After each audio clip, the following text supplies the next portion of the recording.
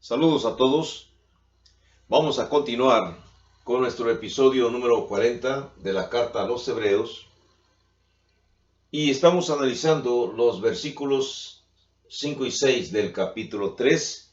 En el video anterior, la última explicación que daba fue acerca de que los judíos tuvieron la responsabilidad de que cuando fueron aumentados en número,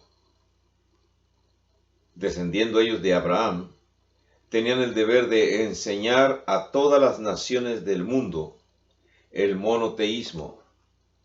Infortunadamente, explicaba que los judíos en ese lapso de 1000 años aproximados, desde que salen de Egipto y se instalan en la tierra prometida,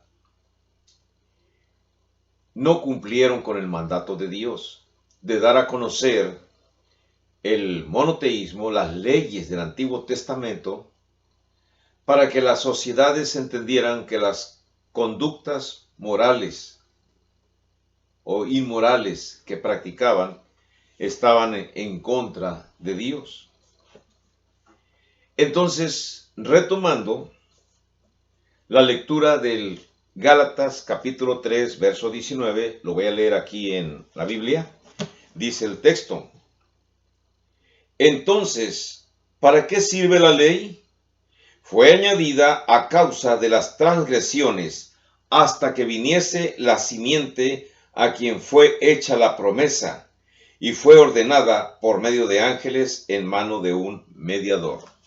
Por supuesto, Gálatas 3:19 está hablándonos acerca de la ley del Antiguo Testamento, que fue dada para que la sociedad se modificara y hasta el momento en que llegara ya el mediador real. Esa ley del Antiguo Testamento fue dada y ordenada por el siervo Moisés, que fue fiel en la casa de Dios. Y esa ley debió de haber servido para preparar el terreno para cuando ya llegara nuestro Señor Jesucristo. En forma imperfecta, los judíos cumplieron parcialmente, no totalmente, el mandato de Dios. Ahora bien, vamos a recordar otra vez el propósito importante del viejo pacto, que era proporcionar una especie de tipo o de clase, un tipo para la iglesia de Cristo. Noten ustedes cómo el autor de los Hebreos nos lo menciona en el capítulo 8, versos 4 y 5. Voy a leer Hebreos 8, versos 4 y 5, y noten ustedes lo que dice el texto. Dice: Así que, si estuviese sobre la tierra, ni siquiera sería sacerdote, habiendo aún sacerdotes que presentan las ofrendas según la ley. Estoy leyendo Hebreos capítulo 8, versos 4 y 5, los cuales sirven a lo que es una figura y sombra de las cosas celestiales, como se le advirtió a Moisés cuando iba a erigir el tabernáculo, diciéndole: Mira, haz todas las cosas conforme al modelo que se te ha mostrado en el monte. Escrito en Éxodo 25:40. Entonces, todo el Antiguo Testamento era un modelo, un tipo de lo que debía de ser la iglesia de Cristo ahora en existencia, y que sería la casa de Dios fundada y creada por nuestro Señor Jesucristo. Yo sé que al explicar de esta manera va a haber muchísimos judíos que no aceptan, que rechazan esta presentación, porque para ellos, por supuesto, es diferente. Pero no vamos a discutir. Recuerden, esta es una clase bíblica para ayudarnos a entender el libro de los Hebreos. Así que Cristo no solamente estaría sobre su casa, sino que también sería el constructor de su nueva familia espiritual. Notemos el título: Cristo es una persona superior a Moisés. Así que eso de que Cristo sería el constructor de su nueva familia espiritual lo podemos encontrar en el libro de Mateo, cuando Cristo Jesús da esa instrucción, capítulo 16, Mateo 16, verso 18. Déjeme leérselos. Mateo 16, verso 18. Se los leo así. Jesús le dijo a los apóstoles: yo también te digo que tú eres Pedro, hablando con Pedro, y sobre esta roca edificaré mi iglesia, y las puertas del Hades no prevalecerán contra ella. Ya he dado una breve explicación de lo que significa iglesia y sobre todo el posesivo que utiliza el autor. Cristo dice: edificaré mi iglesia, que es un pronombre posesivo indicando que la iglesia es de él y que él la iba a edificar con sus reglas y con sus normas. La iglesia, su iglesia, la nueva casa de Dios. Y a Pedro le dice: Pedro, tú eres Petros. Pero sobre esta Petra, sobre esta roca, se está refiriendo a la definición que Pedro, a la frase que Pedro contestó cuando le dijo, el verso 15 le dice: ¿vosotros quién decís que soy yo? Respondiendo, verso 16, estoy leyendo Mateo 16, respondiendo Simón Pedro dijo: tú eres el Cristo, el Hijo del Dios viviente. Entonces le respondió Jesús: bienaventurado eres Simón, hijo de Jonás, porque no te lo reveló carne ni sangre, sino mi Padre que está en los cielos. Y yo también te digo que tú eres Pedro, Petros, una piedra, y sobre esta roca, Petra, edificaré mi iglesia. ¿Y cuál es la roca o la Petra? No es Pedro, como enseñan los católicos. La roca es lo que Pedro dijo acerca de Cristo. ¿Qué dijo acerca de Cristo? Que Jesús era el Cristo, el Hijo del Dios viviente. Mateo 16, verso 16. Así que entonces, con lo que estamos explicando, encontramos que Cristo Jesús vendría a edificar su familia espiritual, la iglesia. Luego ya en el Nuevo Testamento, vamos a buscar en Primera de Pedro, en capítulo 2, verso 5 hasta el 9. Déjenme leérselos. Primera de Pedro, capítulo 2, verso 5, dice así: vosotros también, como piedras vivas, sed edificados como casa espiritual y sacerdocio santo, para ofrecer sacrificios espirituales aceptables a Dios por medio de Jesucristo. Voy a leer del 6, 7, 8 y 9. Dice: por lo cual también contiene la escritura: he aquí pongo en Sión la principal piedra del ángulo, escogida preciosa, y el que creyere en él no será avergonzado.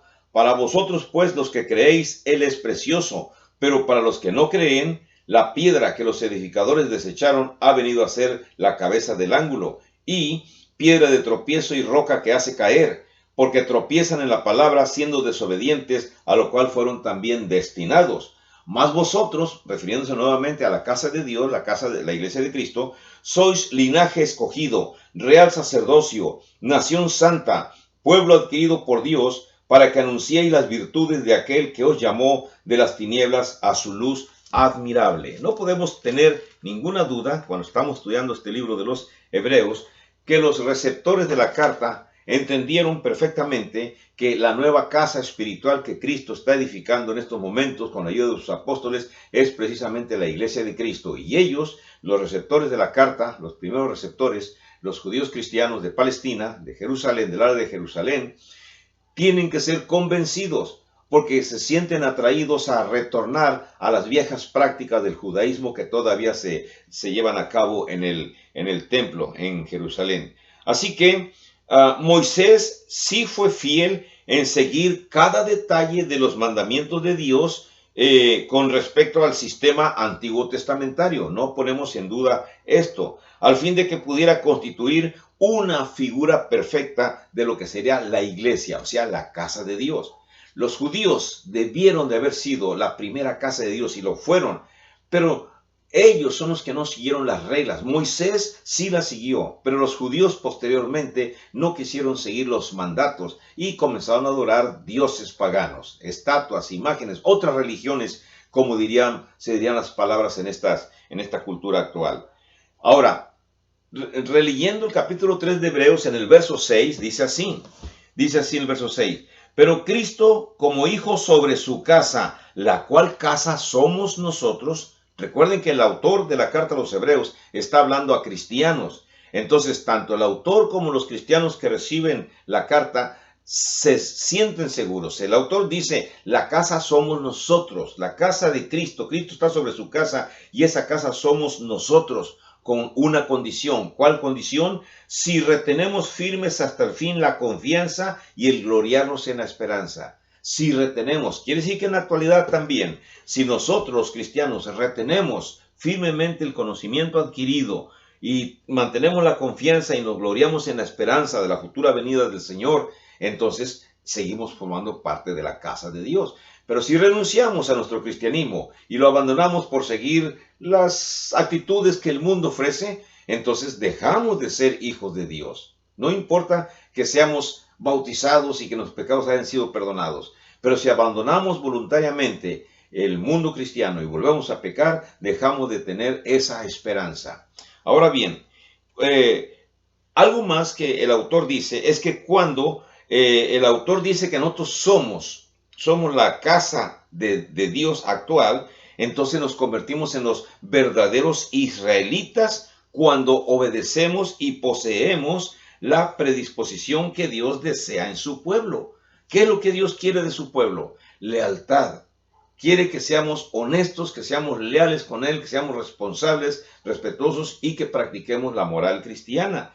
Ahora, en el libro de Gálatas, capítulo 3, carta que Pablo escribe a los Gálatas, me voy a regresar al capítulo 3, de los versos 26 hasta el 29. Déjenme encontrarlo aquí. Gálatas 3, del verso 26 hasta el 29, dice: Pues todos sois hijos de Dios por la fe en Cristo Jesús. Esta carta de los Gálatas fue reescrita a cristianos en Galacia, griegos en Galacia que se habían convertido en cristianos. Dice más el verso 27, porque todos los que habéis sido bautizados en Cristo, de Cristo estáis revestidos. Recuerden, el bautismo en Cristo es diferente al bautismo católico o al bautismo pentecostés o al bautismo metódico, de los metodistas, o al bautismo de cualquier grupo religioso. El bautismo en Cristo es diferente, porque todos los que habéis sido bautizados en Cristo, verso 27 de Gálatas 3, de Cristo estáis revestidos. Ya no hay judío ni griego, no hay esclavo ni libre, no hay varón ni mujer, porque todos vosotros sois uno en Cristo Jesús. Se refiere a los cristianos que recibieron la carta a los Gálatas y por supuesto todos los cristianos de aquella época y de esta época.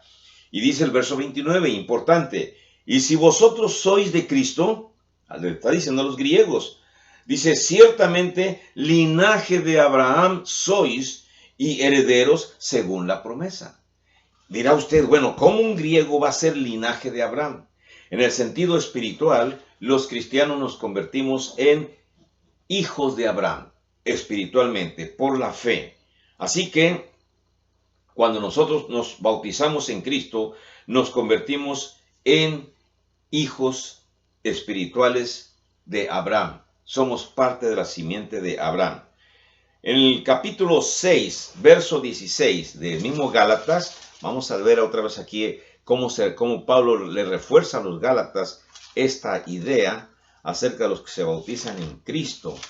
Gálatas capítulo 6, verso 16, se lo voy a leer a ustedes. Vamos a verlo, miren. Capítulo 6, verso 16. Y a todos los que anden conforme a esta regla, paz y misericordia sea a ellos y al Israel de Dios. ¿Cuál es el nuevo Israel de Dios? El nuevo Israel de Dios es todo cristiano que ha obedecido el Evangelio. Si usted se considera cristiano, pero no ha obedecido el Evangelio, es tiempo que usted investigue por sí mismo. Por supuesto, las ayudas que le enviamos a través de estos cursos bíblicos son para entender cómo puede obedecer el Evangelio. Y usted se convertirá entonces en el nuevo Israel de Dios, como lo somos nosotros. Ahora bien, nosotros somos ya el Israel neotestamentario con la condición de que retengamos firme hasta el fin la confianza y el gloriarnos en la esperanza. Me regreso a Hebreos 3, verso 6. Dice, pero Cristo como hijo sobre su casa, la cual casa somos nosotros, si retenemos firme hasta el fin la confianza y el gloriarnos en la esperanza. Retener hasta el fin, mantener nuestra fe hasta el fin. Esta amonestación que se envía en la carta a los hebreos es otro recordatorio para que los lectores no cayeran en la apostasía. Noten capítulo 3, versos 12 y 13. Voy a leérselos. Dice: mirad, hermanos, que no haya en ninguno de vosotros corazón malo de incredulidad para apartarse del Dios vivo. Antes, exhortaos los unos a los otros cada día, entre tanto que se dice hoy, para que ninguno de vosotros se endurezca por el engaño del pecado. Así que es solamente cuando continuamos en la palabra de Cristo que podemos verdaderamente ser sus discípulos. Recordemos aquellas frases del Evangelio de Juan. Déjenme regresarme a Juan, antes de Hechos, en el capítulo 8, verso 31. Se lo voy a leer. Juan 8, verso 31 dice de la siguiente manera. Dice así: dijo entonces Jesús a los judíos que habían creído en él: si vosotros permaneciereis en mi palabra, seréis verdaderamente mis discípulos.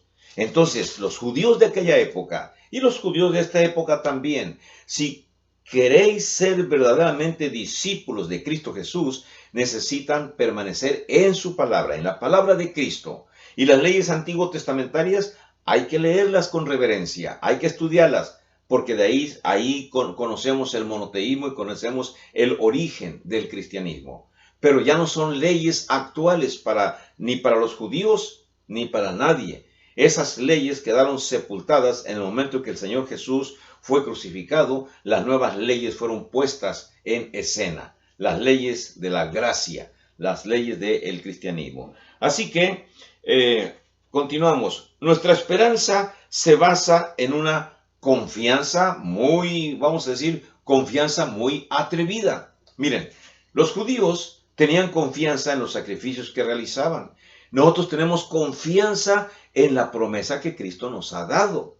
¿Y cómo demostramos nuestra confianza? Obedeciendo el Evangelio en las aguas bautismales. Bueno, así que tener tal confianza significa gloriarse en algo, o más bien tener confianza en algo.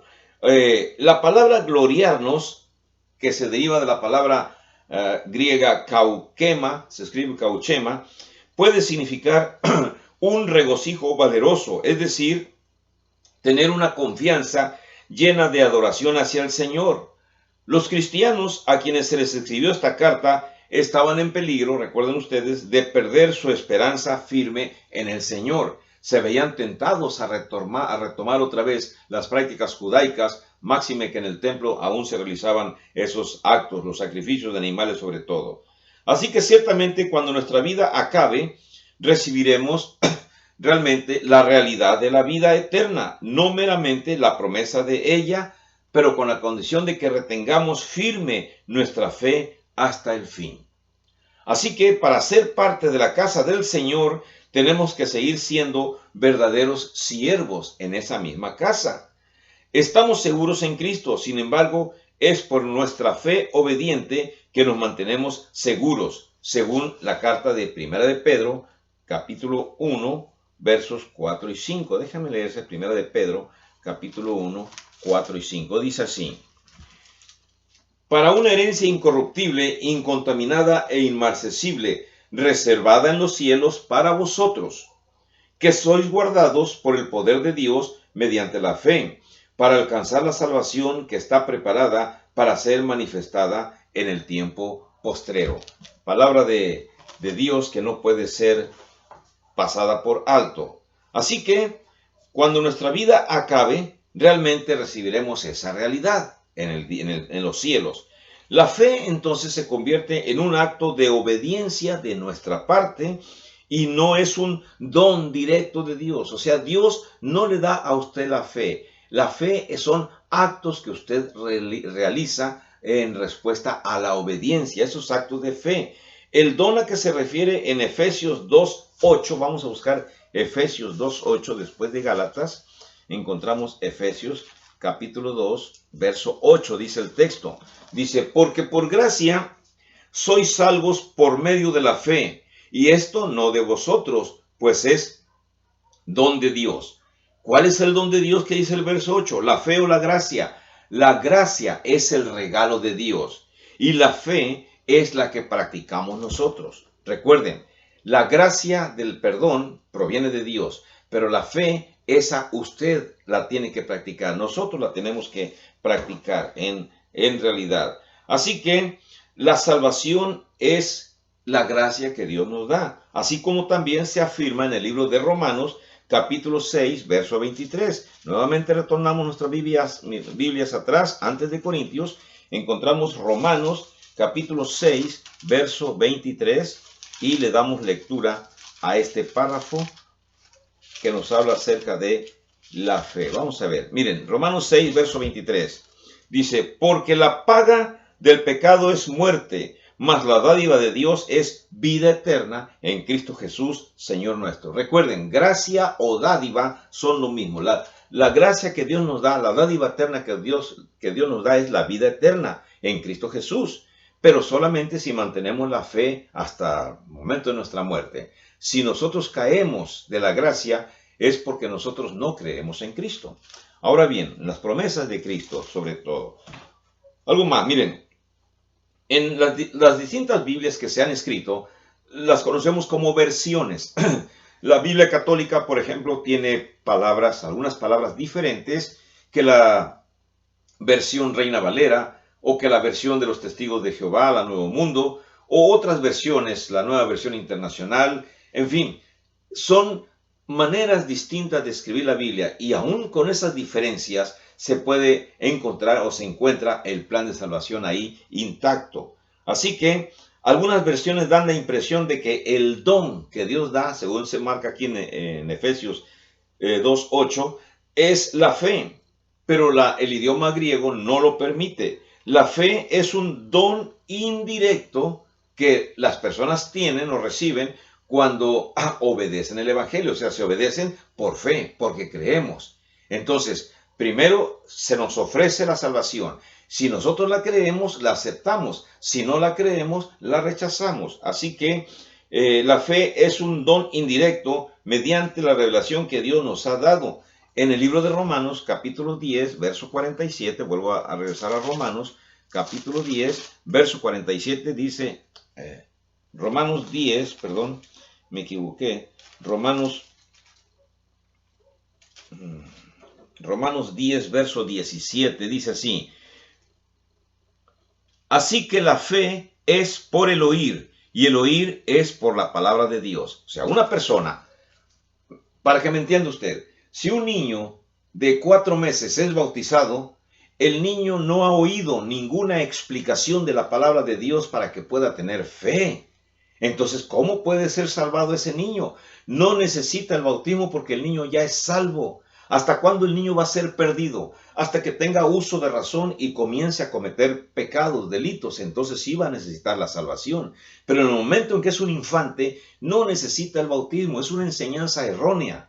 La fe proviene cuando oímos las explicaciones de la palabra de Dios. Entonces, fe es creer. Un niño de 4 meses no necesita creer. Lo bautizan porque los papás quieren bautizarlo, pero no porque el niño necesite ese bautismo. Él ya pertenece a Dios. Los bebés, los niños, todos pertenecemos a Dios hasta el momento en que caemos en pecado. Una vez que en la adolescencia o en la juventud cometamos nuestro primer pecado, dejamos de ser hijos de Dios y nos convertimos en hijos de Satanás. Como Jesús le dijo a los judíos en Juan capítulo 8, versos 40 hasta el 45, donde ahí se le menciona que ellos son hijos del diablo a los judíos, porque no aceptan las palabras de Cristo Jesús. Así que lo que tenemos es que Dios ha impuesto ya un programa de salvación para toda la humanidad. Y ese programa de salvación es al cual nos lleva nuestra fe. Cuando vamos obedeciendo es porque vamos creyendo. Pedro les dijo a sus oyentes en el día de Pentecostés que habían de salvarse a sí mismos. Según leemos en el libro de Hechos, cuando se reúnen en Jerusalén, vamos a ver Hechos capítulo 2, verso 40, que es la frase que aquí se menciona acerca de que ellos tienen que buscar su propia salvación. Vamos a leer Hechos 2, el verso 40. Dice así: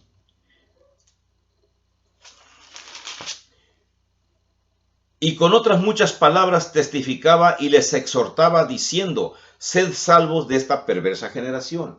Ya anteriormente, según se nos narra en el capítulo 2, versos 37 a 38, que se habían bautizado 3,000 personas y que esas 3,000 personas seguían fieles las enseñanzas de los apóstoles. Pero con muchas más otras enseñanzas, ellos se mantenían firmes en la fe. La fe se acrecienta conforme vamos recibiendo más conocimiento. Y la fe se disminuye mientras menos conocimiento tiene usted. Si usted no tiene suficiente conocimiento bíblico, no nos puede decir que usted tiene mucha fe en Dios.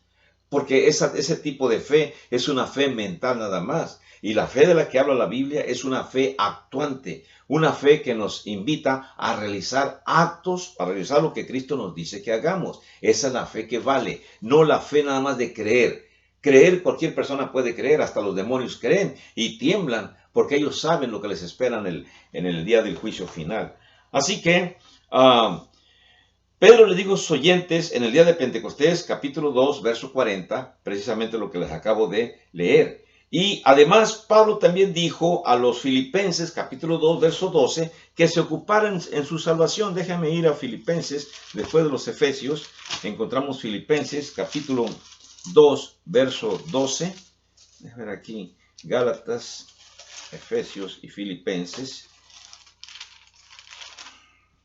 Capítulo 2, verso 12. Dice así el texto. Dice, por tanto, amados míos, como siempre habéis obedecido, no como en mi presencia solamente, sino mucho más ahora en mi ausencia, ocupaos en vuestra salvación con temor y temblor.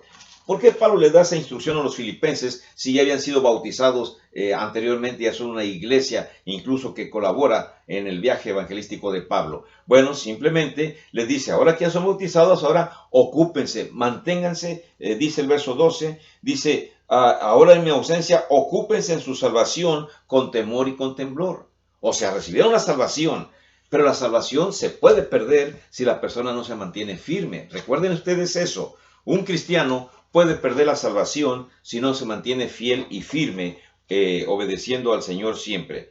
Ahora, la parte que le corresponde a Dios en nuestra salvación constituye el factor que la pone en marcha y la mantiene. O sea, Cristo, Dios, pone en marcha la salvación y la va a mantener siempre y cuando usted se mantenga fiel y constante trabajando por esa salvación. Nada de lo que hagamos en obediencia consigue por nosotros la redención ni nos hace merecedores de ella. Ningún acto que nosotros hagamos nos hace merecedores. La redención o el rescate es una gracia que Dios nos da cuando mostramos nuestra fe. Pese a esto, las obras de la fe son necesarias, o sea, necesitamos realizar las obras de la fe. La fe misma es una obra que Dios nos ha ordenado que realicemos. Refiriéndose la fe a todos los actos que en la iglesia tenemos que realizar. En Juan capítulo 6, verso 9, me regreso al Evangelio de Juan antes de Hechos, capítulo 6, verso 9, notemos aquí lo que dice Cristo a sus seguidores. Verso 9 dice, aquí está un muchacho que tiene 5 panes de cebada y 2 pececillos, mas ¿qué es esto para tantos? Se trataba de alimentar una multitud. Dicen los apóstoles, ¿de qué me sirven estos panes de cebada y estos pececillos? No sirve de nada hasta que Jesús les dice, tienen que hacer esto, tienen que partirlo, tienen que orar, partirlos y comenzar a sacar del canasto y comenzar a darles todo a los demás. Y entonces encontramos que, verso 13, recogieron pues y llenaron 12 cestas de pedazos que de los 5 panes de cebada sobraron a los que habían comido. O sea, de los poquitos panes se hicieron muchos. Pero ¿hasta cuándo se hicieron muchos?